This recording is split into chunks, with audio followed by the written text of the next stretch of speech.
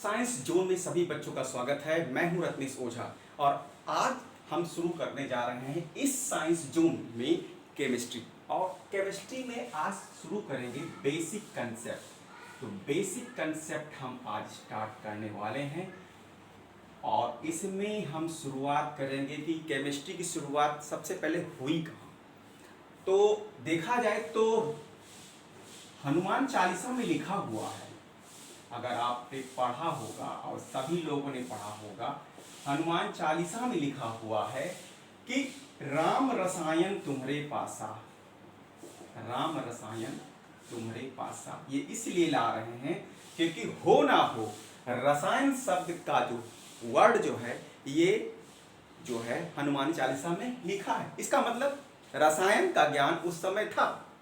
लेकिन हम आपको ले चलते हैं बेसिक जो पूछा जाता है महर्षि कणाद के बारे में बताते हैं। महर्षि कणाद, और ये महर्षि जो थे इन्होंने जो है जॉर्ज डाल्टन से पहले ही बता दिया था कि परमाणु होता है।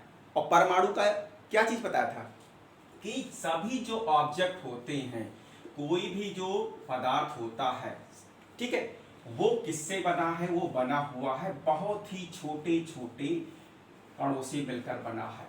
और उन छोटे यानी टाइनी मॉलिक्यूल्स को क्या कहते हैं? एटम। और इसको एटम तो नहीं कहा था, लेकिन हाँ इसको हिंदी में इन्होंने परमाणु बोला था।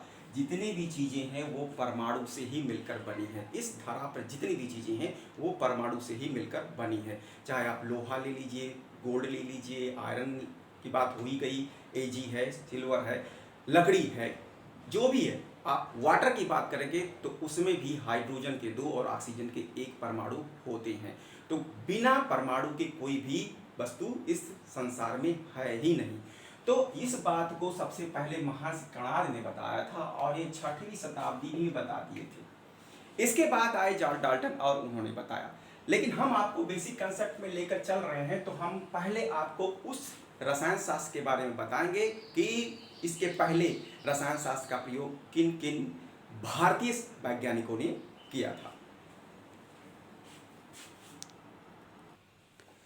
तो अब इसमें है इन साइंटिस्ट के बारे में देखेंगे कि चरक संहिता में क्या लिखा मिलता है, कौटिल्य अर्थशास्त्र में क्या लिखा मिलता है, सुश्रुत संहिता में क्या लिखा मिलता है, और नागार्जुना ने क्या बताया था। ये इंडियन साइंटिस्ट हैं।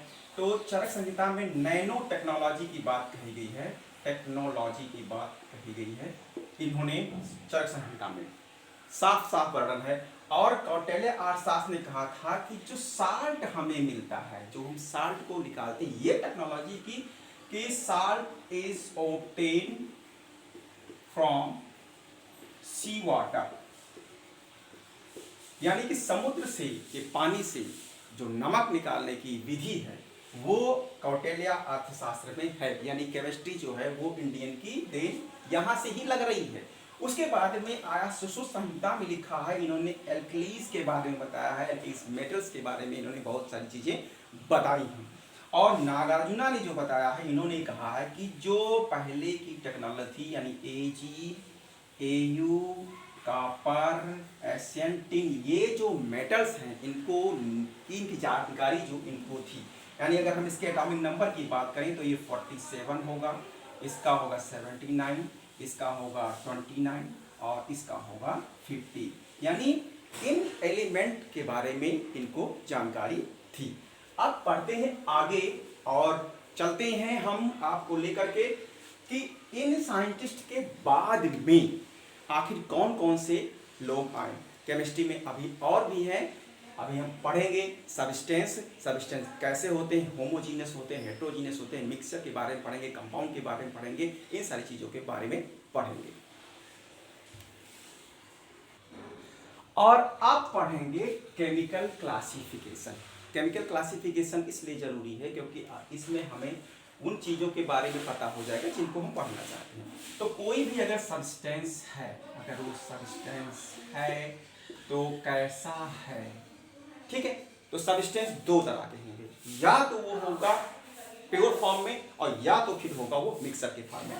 तो ये 2 होते हैं, या तो ये प्योर फॉर्म में आपको मिलेंगे प्योर फॉर्म में, या फिर आप इसको मिलेंगे, आप इसको मिक्सर के रूप में जानेंगे कि हाँ इस रूप में ये मिलता है। अच्छा, अब ये प्योर फॉर्म में जो मिलता है, ये प्योर फॉर्म में अगर जो मिलेगा तो उसमें कौन कौन से हो सकते हैं, क्या हो सकते हैं? जी हाँ, दो। ये पुनः दो बार होगा, यानी दो तरह के होते हैं, या तो वो होगा एलिमेंट और या फिर वो होगा कंपाउंड। अभी सारे एग्जाम्पल हम आपको बताएंगे, या तो होगा एलिमेंट या तो होगा वो कंपाउंड। अब मिक्सचर की बात करें, ये भी दो होंगे। दो कौन कौन से हो सकते हैं? या तो होगा होमोजीनस या होगा हेट्रोजीनस, या होगा होमोजीनस या होगा हेट्रोजीनस, यानी कि होमोजीनस और हेट्रोजीनस होगा। इसके अलावा अगर एलिमेंट की अगर हम बात करें कि एलिमेंट में कौन होंगे, तो एलिमेंट में अब इसके कई पार्ट होंगे एलिमेंट के, हम यही लिख दे रहे हैं एलिमेंट के। या तो होगा मेटल जी, या तो होगा एलिमेंट अगर है तो या तो होगा मेटल या होगा नॉन मेटल, यानी कि या तो होगा धातु और या होगा अधातु। और इसके अलावा तीसरा एक आता है इन दोनों के बीच का, ना तो धातु ना तो अधातु, ना तो मेटल ना ही नॉन मेटल, वो होगा मेटलॉयड। क्या होगा? मेटलॉयड होगा। और मेटलॉयड्स जो होते हैं ये क्या होते हैं? ये इन दोनों के बीच की कड़ी तो नहीं कह सकते, लेकिन प्रॉपर्टी इनकी भी होती है और इनकी भी होती है। तो ये छोटा सा केमिकल क्लासिफिकेशन है। अब जान लेते हैं, क्या जान लेते हैं कि सब्सटेंस जो है वो प्योर फॉर्म और मिक्सर में है। प्योर फॉर्म में एलिमेंट और कंपाउंड है, मेटल नॉन मेटल और मेटलॉयड है, होमोजीनस हेटेरोजेनस मिक्सचर में हो गए। अब जैसे आपने ग्लास में एक ग्लास लिया और इसमें आपने C6H12O6 यानी ग्लूकोज